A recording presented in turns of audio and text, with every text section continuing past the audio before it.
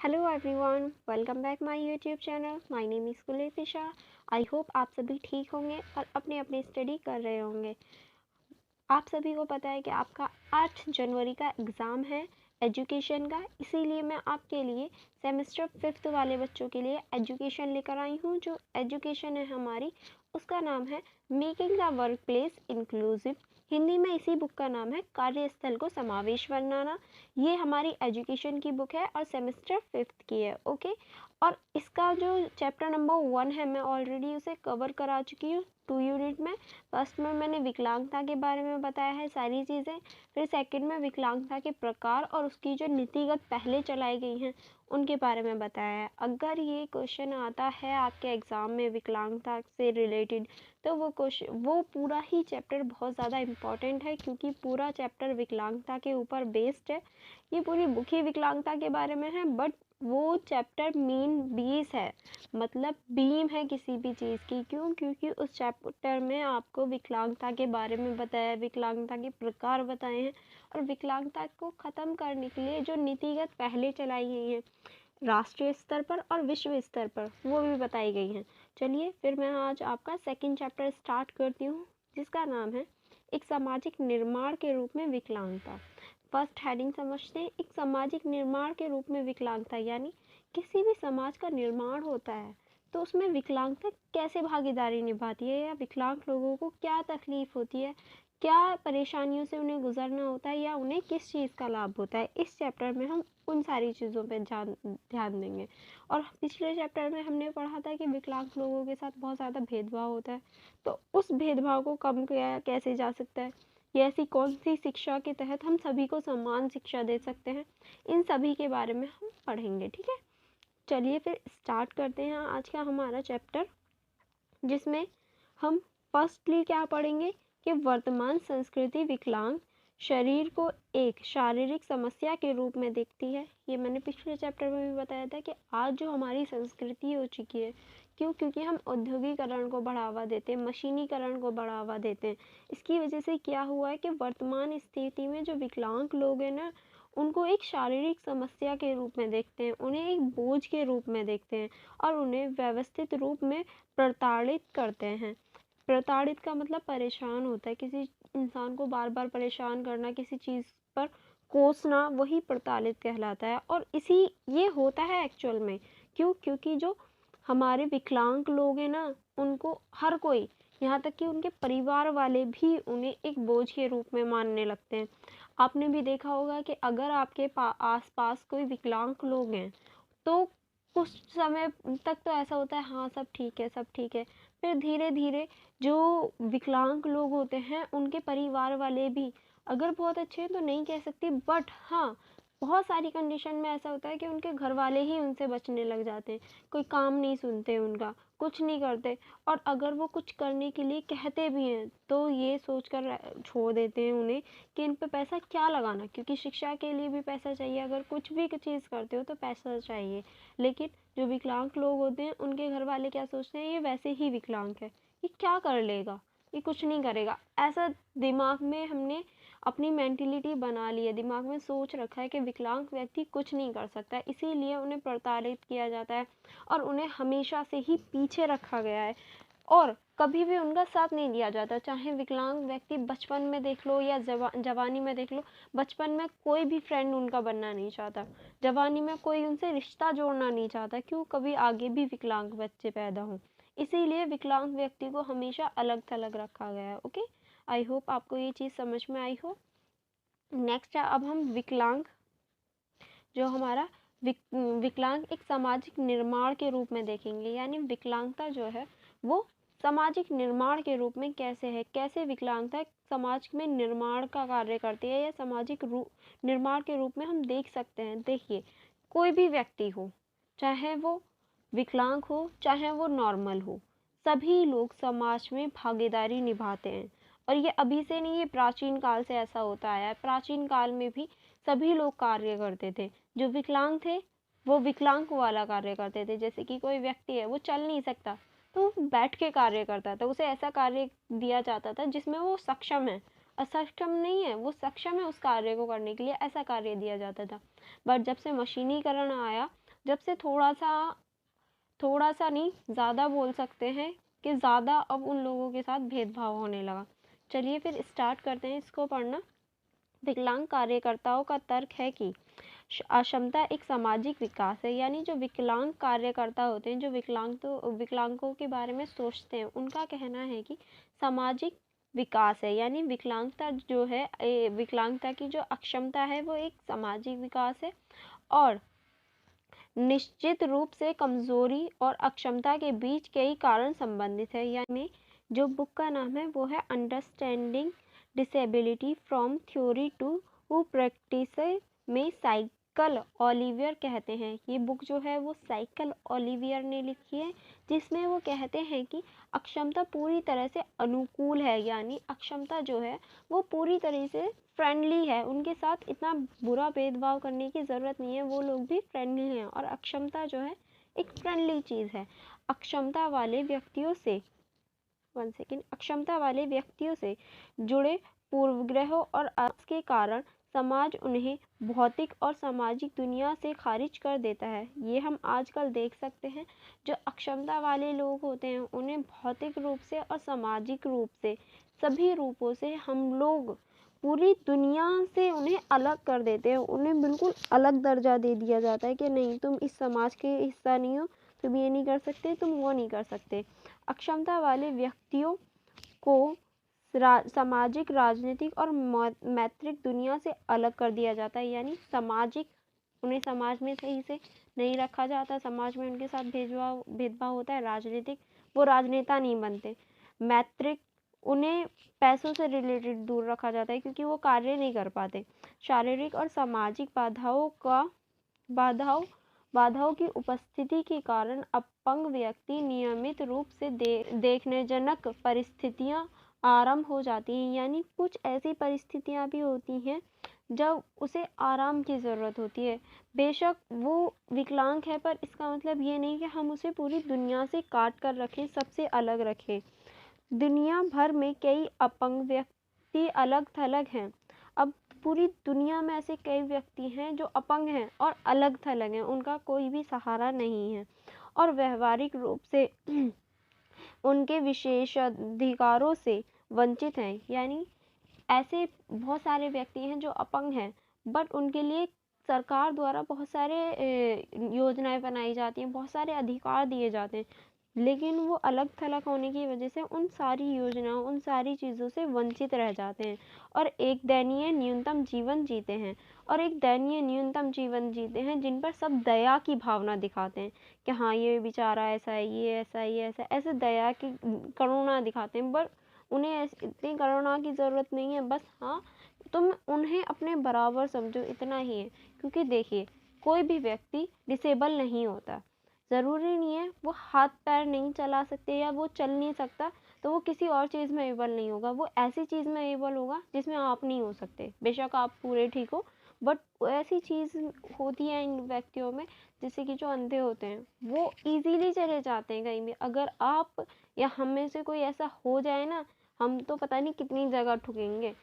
और उन लोगों में दिमाग भी बहुत होता है, अगर किसी चीज़ की कमी है तो ऊपर वाले ने उस चीज़ की कमी पूरी करने के लिए दूसरी चीज़ उन्हें बहुत बेहतरीन दी गई होती है। ठीक है, फिर आता है हमारा, अधिकांश व्यक्ति स्वीकार करते हैं कि व्यवहारिक दुर्बलता कमज़ोरी का कारण है।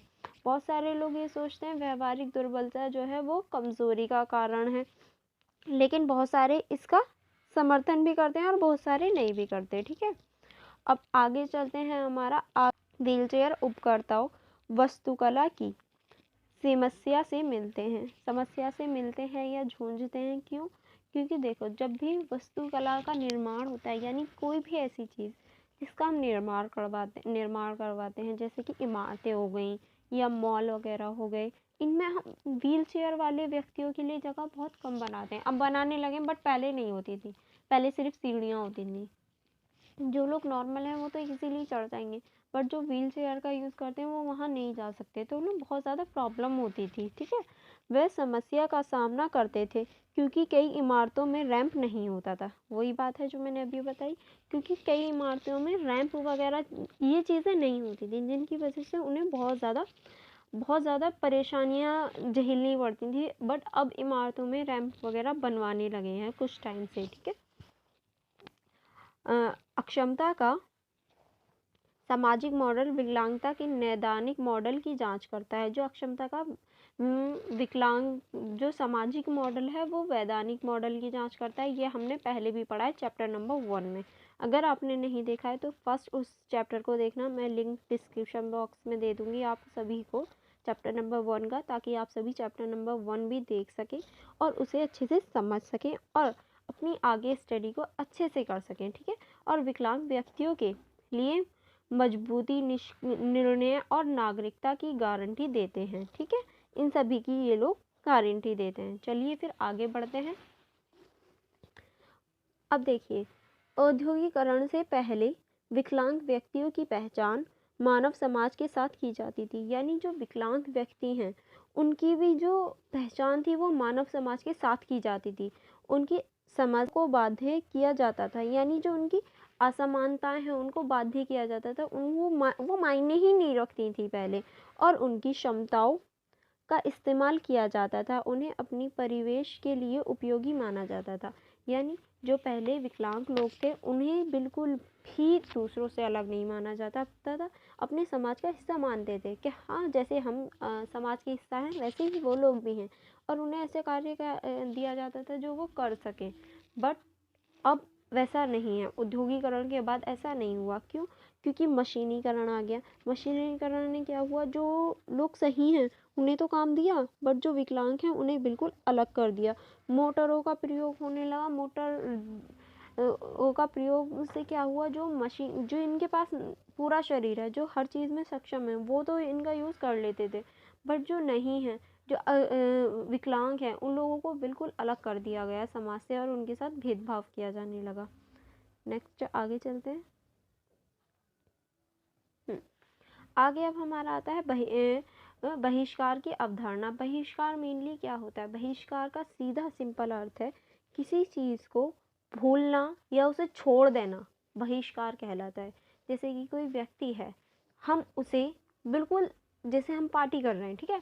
पार्टी में यहाँ 10 व्यक्ति हैं, 1 2 3 4 5 6 7 8 9 10, ये 10 हैं। अब मैं इसको भूल जाऊँ, हर पार्टी में जितनी भी पार्टी हो मैं इस इंसान को भूल जाऊँ, या फिर इसे जानबूझकर मैं बुलाना नहीं चाहती, तो मैं इसका क्या कर रही हूँ, इसका बहिष्कार कर रही हूँ। क्यों? क्योंकि मैं या तो जानबूझकर या फिर भूलने की प्रक्रिया को ही बहिष्कार कहलाते हैं। ये बहिष्कार के अंतर्गत आता है। बाय द वे, पार्टी से याद आया, आज न्यू ईयर है, तो आप सभी को happy new year. New year पे गिफ्ट देना अच्छी बात होती है, और आप सभी भी मुझे गिफ्ट दे सकते हैं, मुझे विश कर सकते हैं। कैसे? By like. अगर आप लाइक करते हैं तो मैं बहुत ज़्यादा खुश होंगी। और आप सब्सक्राइब करते हैं तो और भी अच्छी बात है। क्यों? क्योंकि इससे आप मेरे साथ जुड़ सकेंगे, और ज़्यादा से ज़्यादा अपने फ्रेंड्स के साथ भी शेयर करना, ताकि आपका ये नया साल एक अच्छी सी स्माइल लाए, आपके चेहरे पर भी और दूसरों के चेहरे पर भी। कोशिश करना दूसरों को भी खुश रखो और अपने आप को भी। ओके, चलिए फिर स्टार्ट करते हैं। बहिष्कार के बारे में बात कर रहे थे। किसी व्यक्ति या चीज़ के बारे में भूलने का उदाहरण है। यानी बहिष्कार जो है वो किसी व्यक्ति या फिर किसी चीज़ के बारे में भूलना है बहिष्कार। अब बहिष्कार की पहचान कुछ ऐसे शब्दों से की जाती है जिसमें अच्छा या नकारात्मक अनुभव होता है। यानी बहिष्कार के ऐसे शब्द होते हैं जिसमें या तो अच्छा या नकारात्मक शब्द का अनुभव होता है। कैसे कि तू गंदा है, मैं तुझे पार्टी में नहीं बुलाऊंगी। ये क्या है? गंदा जो है वो नकारात्मक शब्द है, वो मैं उसको बहिष्कार करने के लिए यूज़ कर रही हूँ। उसे मैं नहीं बुलाना चाहती, कभी भी अपने पार्टी या अपने घर में शामिल नहीं करना चाहती, मैं उसे बहिष्कार कर रही हूँ। और किस शब्द का प्रयोग कर रही हूँ? गंदे शब्द का। तो ऐसे शब्द जिनका प्रयोग हम बहिष्कार करने के लिए कहें वो नकारात्मक होते हैं, ठीक है। उन शब्दों का इस्तेमाल ही नकारात्मक रूप से किया जाता है। यदि किसी को वर्जित किया जाता है तो फिर से इसका तात्पर्य है कि किसी को जानबूझ या भयावह रूप से छोड़ दिया गया है। यानी वर्जित मतलब होता है कहीं जाने से रोकना। किसी को रोकना वर्जित कहलाता है, और हम किसी को रोक रहे हैं, वर्जित कर रहे हैं, तो उसका तात्पर्य फिर से यह है कि हम उसका बहिष्कार कर रहे हैं। वो जानबूझकर हो सकता है या भयवह रूप से हो सकता है। जानबूझकर कैसे? अगर हम किसी को बुलाना ही ना चाहें तो वो जानबूझकर हो गया। भयवह कैसे? जैसे कि आप बड़े बड़े होटल्स देखेंगे, इतने बड़े बड़े होटल्स होते हैं तो उसमें आम जो लोग होते हैं या फिर भिखारी वगैरह जो होते हैं, बेगर जो होते हैं, उन्हें जाना अलाउ नहीं होता। क्यों? उन्हें एक डर है कि अगर ऐसे गंदे लोग आएंगे, उनकी सोच ये है कि अगर ये गंदे लोग आएंगे हमारे होटल में तो हमारे होटल की शान चली जाएगी, या फिर सेलिब्रिटीज़ नहीं आएंगे, ये हो जाएगा वो हो जाएगा। तो उनका वो भय है, भयवे रूप से भी वो छोड़ देते हैं किन्हीं लोगों को, जैसे कि बेगर्स वगैरह हो गए। ओके, तो बहिष्कार या तो जानबूझकर किया जाता है या भयवे रूप से किया जाता है। अब डिक्शनरी के द्वारा इंकित किया गया है कि बहिष्कार किसी व्यक्ति या चीज़ के बारे में भूलने का उदाहरण है। यानी डिक्शनरी है जिन्होंने कहा कि अगर हम किसी चीज़ को भयवे रूप से या फिर भूल जाएं तो वो बहिष्कार है, और वो किसी व्यक्ति या चीज़ दोनों के बारे में होता है। यानी वो चीज़ भी हो सकती है और व्यक्ति भी हो सकता है। ठीक है, नेक्स्ट चलते हैं अब हम। ये है हमारा सामाजिक बहिष्कार। सामाजिक बहिष्कार क्या है या सामाजिक बहिष्कार क्या होता है? मेनली देखो, मैंने आप लोगों को बहिष्कार बता दिया। बहिष्कार क्या है? बहिष्कार का अर्थ होता है किसी को छोड़ देना, बिल्कुल अलग कर देना। और सामाजिक बहिष्कार किसी को समाज से अलग कर देना, समाज में छोड़ देना, सामाजिक बहिष्कार कहलाता है। ठीक है, अब हमारा सामाजिक बहिष्कार क्या है? सामाजिक बहिष्कार की कोई आम तौर पर स्वीकृत परिभाषा या छवि नहीं है। यानी सामाजिक बहिष्कार की कोई भी परिभाषा नहीं है जिसे सब लोग स्वीकृत दें, सब लोग माने कि हाँ ये सामाजिक बहिष्कार की परिभाषा है। लेकिन कोई छवि भी नहीं है, जब परिभाषा नहीं है तो छवि भी नहीं होगी। ठीक है, सामाजिक परिहार का तात्पर्य एक ऐसी स्थिति से है जिसमें व्यक्ति वित्तीय, सामाजिक, राजनीतिक और सामाजिक जीवन में पूरी तरह से भाग नहीं ले सकता। यानी सामाजिक बहिष्कार का तात्पर्य एक ऐसी स्थिति से है जिसमें कोई भी व्यक्ति सामाजिक, राजनीतिक, सामाजिक जीवन और ऐसे बहुत सारे पहलू हैं जिसमें वो भागीदारी नहीं ले सकता, वही सामाजिक बहिष्कार कहलाता है। और सामाजिक बहिष्कार को कम करने के लिए बहुत सारे कदम उठाए गए हैं, जिसमें कि एक है 2030 का एजेंडा। इसमें भी सामाजिक बहिष्कार को कम करने के लिए कुछ मुद्दे उठाए गए हैं और उन पे ध्यान दिया जा रहा है ताकि सामाजिक बहिष्कार को कम किया जा सके हमारे देश में से। ठीक है, अब नेक्स्ट आता है, नेक्स्ट है हमारा जो सामाजिक बहिष्कार होता है वो आमतौर पर किस बेस पे किया जाता है? हर देश में विभिन्न स्तरों पर उम्र, लिंग, अक्षमता, नस्ल, राष्ट्रीय धर्म, प्रवास की स्थिति, वित्तीय स्थिति और जो घर का स्थान होता है हमारा, इन सभी और यौन दिशा के स्तर पर, सेक्स, यौन, इन सब के स्तर पर भेदभाव किया जाता है किसी भी व्यक्ति के साथ। यानी या तो उस पे देश के स्तर पर हो कि तुम इस देश के नहीं हो, इससे दूर रहो, तुम इस देश के नहीं हो, इससे दूर रहो, या उम्र के आधार पर, लिंग के आधार पर, अक्षमता के आधार पर यानी विकलांगता के आधार पर, नस्ल के आधार पर, राष्ट्र के आधार पर, धर्म के आधार पर भी होता है, घर की स्थिति के आधार पर भी होता है, यौन के आधार पर भी होता है, सेक्स के आधार पर भी होता है। इन सभी आधारों पर भेदभाव किया जाता है किसी भी व्यक्ति के साथ किसी भी अन्य देश में। ठीक है, नेक्स्ट चलते हैं।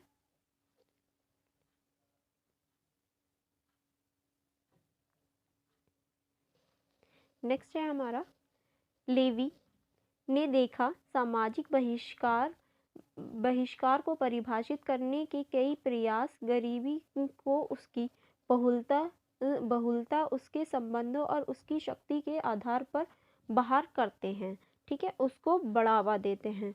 वास्तव में जबकि गरीबी में मोटे तौर पर वित्तीय रूप से परिभाषित किया जाता है, यानी गरीबी को मोस्टली हम वित्तीय रूप में ही देखते हैं। ठीक है, चलिए फिर आगे बढ़ते हैं। आगे अब हमारा आता है समावेशन की अवधारणा। समावेशन होता क्या है? फर्स्टली हम ये जान लेते हैं समावेशन क्या है।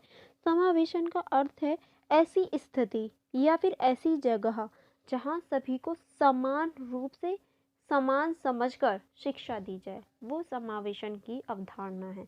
समावेशन का अर्थ ही सीधा सीधा है कि सभी को समान रखना, एक ऐसी स्थिति जहाँ सभी को समान रखा जाए, वो समावेशन की स्थिति है या समावेशन स्थिति कहलाएगी। ठीक है, समावेशन एक होम रूम बनाने के साथ जुड़ा हुआ है। एक ऐसा रूम, होम रूम, जिसमें समावेशन हो, सभी को समान रखा जाए, जिसमें प्रत्येक छात्र को अपनी अधिकतम क्षमता तक पहुंचने के लिए आमंत्रित या सम्मानित या सम्मानित और सशक्त बनाया जाता है। यानी एक ऐसी स्थिति जिसमें कोई भी छात्र हो, चाहे वो अक्षम हो या ना हो, सभी को समान रूप से सभी को समान रूप से बुलाया जाता है, निमंत्रित किया जाता है, उसे सम्मानित किया जाता है उस अक्षमता तक पहुंचने के लिए, उस सक्षम स्थिति तक पहुंचने के लिए जहां वो पहुंचने के लायक है। अभ्यास को बदला या समायोजित किया जा सकता है। इसमें हम अभ्यास को बदला या समायोजित किया जा सकता है। विकलांग छात्र कक्षा में किसी भी शेष छात्र के समान विचारों, अक्षमताओं और सामग्रियों के साथ क्षमता प्राप्त कर सकते हैं। देखिए, इसका सीधा सीधा तात्पर्य हम स्कूल से एग्जाम्पल लेके करते हैं। जैसे कि कोई स्कूल है, ठीक है, ये स्कूल है, इसमें मैं सभी बच्चों को समान रूप से बिठाऊं, यानी कोई विकलांग है या नहीं है, मैं कोई भी ये बिल्कुल भी भेदभाव नहीं करूंगी। तो ये व्यक्ति है विकलांग और ये व्यक्ति है नॉर्मल। अब टीचर आएगी, टीचर दोनों को इक्वली पढ़ाएगी, क्या ये व्यक्ति भी आगे नहीं निकलेगा? जो विकलांग है वो भी तो इसके बराबर रहेगा ना। अगर मैं भेदभाव करूं, इसको कम पढ़ाऊं, इसको ज़्यादा पढ़ाऊं, तो क्या होगा? ये इंटेलिजेंट बन जाएगा और ये नहीं हो पाएगा, ये अपनी पूरी क्षमता तक नहीं पहुंच पाएगा। तो वही है समावेशन का अर्थ, कि सभी को समान रखकर शिक्षा देना, भेदभाव ना करना, ना इसके बीच ना इसके बीच, दोनों को समान रखकर शिक्षा देना समावेशन है। ठीक है, नेक्स्ट बढ़ते हैं अब हम लोग। समावेशन का जो शिक्षा देने का अभ्यास है, समावेशन जो है वो एक शिक्षा देने का अभ्यास है। यानी शिक्षा देने का, जैसे कि मैंने आपको अभी बताया, स्कूल से रिलेटेड है। स्कूल में क्या होता है? शिक्षा देने का एक अभ्यास है, जिसके तहत असामान्य आवश्यकताएं वाले छात्रों को एक स्कूल में संगृहित प्रशिक्षण अध्ययन हॉल में पूरी तरह से शामिल किया जाता है। यानी देखिए, कोई भी व्यक्ति है जो कि सक्षम नहीं है, मतलब विकलांग है, उसको भी और नॉर्मल को भी, दोनों को एक साथ रखकर शिक्षा दी जाती है, उन्हें आगे बढ़ाया जाता है और उन्हें आगे बढ़ने का चांस दिया जाता है कि हाँ, तुम भी आगे बढ़ सकते हो और तुम्हें भी इस चीज़ को करने की छूट है, या फिर इस चीज़ को तुम भी आराम से कर सकते हो। कोई भेदभाव नहीं, कोई ज़बरदस्ती नहीं, सभी को समान रखकर सारी चीज़ें कराई जाती हैं। ठीक है, नेक्स्ट बढ़ते हैं। नेक्स्ट है हमारा समावेश के विभिन्न रूप। अब समावेश के टोटल 3 रूप या 3 प्रकार कह सकते हैं, या तो रूप कह दो या फिर प्रकार कह दो। समावेश के टोटल 3 रूप हैं, एक पूर्ण समावेश, एक आश्रित समावेश और एक मुख्य धारा। ये 3 रूप हैं। अब 3 रूप या प्रकारों को जानेंगे। ये पूर्ण समावेश, इसमें क्या होता है? जो स्कूल जो पूरी तरह से प्रशिक्षण देता है, यानी हमें सिखाता है, ट्रेनिंग देता है, सभी युवाओं को सीखने के मुद्दों पर थोड़ा ध्यान देता है, यानी सब जो भी पढ़ने आता है उसके सभी मुद्दों पर ध्यान देता है। यदि बच्चा विशिष्ट आवश्यकताओं को पूरा करता है और मान्यताओं के अनुसार काम करता है, तो पूर्ण विचार एक लंबी दौड़ तक विकल्प हो सकता है। यानी अगर कोई भी व्यक्ति है सामान्य व्यक्ति की तरह पेश होता है, मतलब एक ऐसा व्यक्ति है जो विकलांग है और सामान्य रूप से समान लोगों की तरह कार्य करता है, जो उसे काम दिया जाता है वो करता है और सारी चीज़ों को अच्छे से समझता है, तो उसे एक सामान्य स्थिति में रखा जाएगा और उसे शिक्षा दी जाएगी। यदि पूर्ण विचार से छात्रों के मुद्दों का समाधान नहीं होता है, तो विशिष्ट पाठ्यक्रम शिक्षक पूरी निर्देश देने के लिए अध्ययन कक्षा में रुक कर आ सकते हैं। यानी देखिए, अगर कोई बच्चा है जिसे सही से समझ में नहीं आ रहा है, तो कुछ स्पेशल टीचर्स आते हैं जो उसे भी समझाते हैं और पूरी क्लास को भी समझाते हैं। और ये रुक रुक कर कुछ धीरे धीरे ये प्रक्रिया चलती रहती है और सभी स्कूलों में ऐसा होता है। यदि छात्र को परेशानी का सामना करना पड़ता है तो वो स्कूल आधे अधूरे मॉडल पर भी छोड़ सकता है और आधे अधूरा छोड़कर वो दूसरे मॉडल में जा सकता है, यानी आश्रित समावेश में जा सकता है। अब इसका सीधा सिंपल यही है कि जब कोई भी बच्चा एडमिशन लेता है तो फर्स्ट उसे नॉर्मली बच्चों के बीच में रखा जाए। अगर वो नॉर्मली बच्चों की तरह बिहेव करता है, नॉर्मली बच्चों की तरह आराम से शिक्षा ग्रहण कर लेता है, सारी चीज़ें वो परफेक्ट करता है, तो उसे नॉर्मल बच्चों के साथ रखकर पढ़ाया जाए और उसे आगे बढ़ाया जाए। पर ऐसा होता है कि उसे कुछ चीज़ों में परेशानी हो रही है, ज़्यादा नहीं बट कुछ चीज़ों में परेशानी हो रही है, तो हम उसके लिए स्पेशली कुछ टीचरों को अपॉइंट कर सकते हैं, जिन्हें स्पेशल टीचर्स भी बोलते हैं। वो आकर उस बच्चे को वो कॉन्सेप्ट समझा सकते हैं और ऐसा सभी स्कूलों में होता है। टीचर्स आती हैं बाहर से, कुछ हैप्पीनेस वगैरह की भी आती हैं और उन्हें बच्चों को समझाती हैं, ठीक है। नेक्स्ट कंडीशन ये बनती है कि अगर बच्चे को नहीं समझ में आ रहा है तो वो क्लास को बीच में छोड़कर दूसरे मॉडल यानी दूसरे रूप में या प्रवेश में जो प्रकार है उसमें जा सकता है, यानी आश्रित समावेश में। अब आश्रित समावेश में क्या होता है, हालांकि अधूरा विचार मॉडल और हाँ, आश्रित समावेश को अधूरा विचार मॉडल भी कहा जाता है, ठीक है। आवश्यकताओं की समझ को अपने साथियों के साथ सामाजिक और शैक्षिक रूप से बातचीत करने की अनुमति देता है, यानी ये जो है ये हमें अपनी फ्रेंड सर्कल में बातचीत करने की अनुमति देता है। अगर हमें कोई प्रॉब्लम है तो हम फ्रेंड सर्कल में पूछ सकते हैं और उससे जो प्रॉब्लम क्रिएट हो रही है उसको कम करके आगे बढ़ सकते हैं। ये इस चीज़ की परमिशन देता है हमें, और ये हमें फ्रेंड्स के साथ बातचीत करके हमारी समस्या का समाधान करने का प्रयास मतलब अवसर प्रदान करता है। अब नेक्स्ट देखते हैं, हमारा नेक्स्ट है, अब हमारा आता है मुख्य धारा, यानी जो मुख्य धारा है हमारी उसके अनुसार, मुख्य धारा के अनुसार south west education development laboratory के अनुसार, ये हमारी एक लेबोरेटरी है, उसके अनुसार क्या है, मुख्य धारा पर काम करने वाले स्कूल सबसे पहले विशिष्ट आवश्यकताओं का चयन करेंगे, यानी जो मुख्य धारा पर कार्य करते हैं ऐसे स्कूल क्या करेंगे, पहले विशिष्ट धारा यानी विशिष्ट किस चीज़ की आवश्यकता है, उसे क्या आवश्यक चीज़ें देनी चाहिए उस पर विचार करते हैं, ठीक है। जो पूरी तरह से एक कस्टम पाठ्यक्रमों में समझ में आता है, यानी वो पाठ्यक्रमों में समझ में आता है, वह इस धारा पर ऐसा करते हैं कि वह विशिष्ट कार्यक्रम प्रशिक्षकों को स्वीकार करते हैं, यानी अगर उसमें कोई भी परेशानी है तो उसको स्वीकार करते हैं, जो सीखने की अक्षमताओं को दूर करने के लिए बेहतर तैयार होते हैं।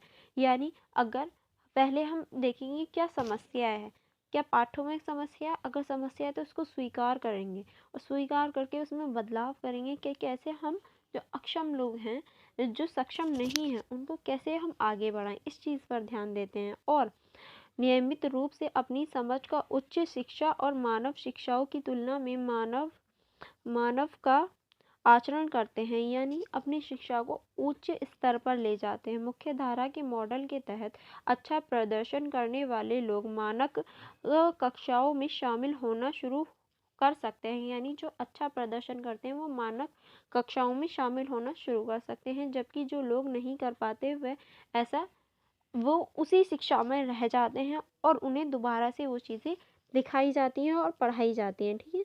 ये हमारे जो समावेशन है उसके जो प्रकार हैं वो हो गए। अब हमारे समावेशन के लाभ हैं, ये हमारे समावेशन के लाभ हो जाएंगे कि क्या क्या समावेशन के लाभ होते हैं, और ये पढ़ेंगे हम यहाँ से नेक्स्ट वीडियो में, ठीक है।